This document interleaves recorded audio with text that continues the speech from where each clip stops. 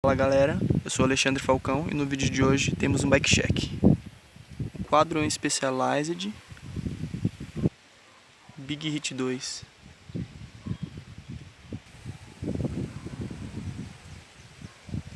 Suspensão dianteira é uma RockShox Domain.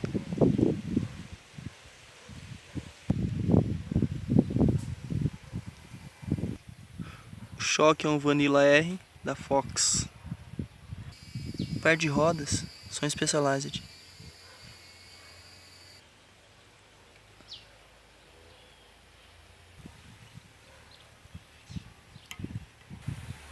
O freio é um SRAM Avid Elixir 4.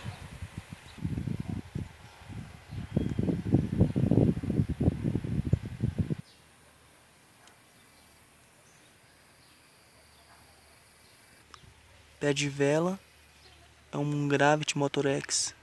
Guia de corrente e Best Guard, ambos Specialized. Canote FSA. Banco Specialized. Passador de marcha SRAM X5. Câmbio SRAM X9, os dois 9 velocidades. Caixa de direção Cane Creek. Mesa Specialized.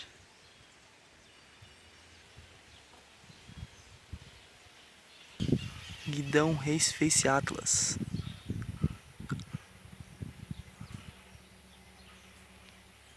Os pneus são da Continental, modelo Rubber Queen 2.2.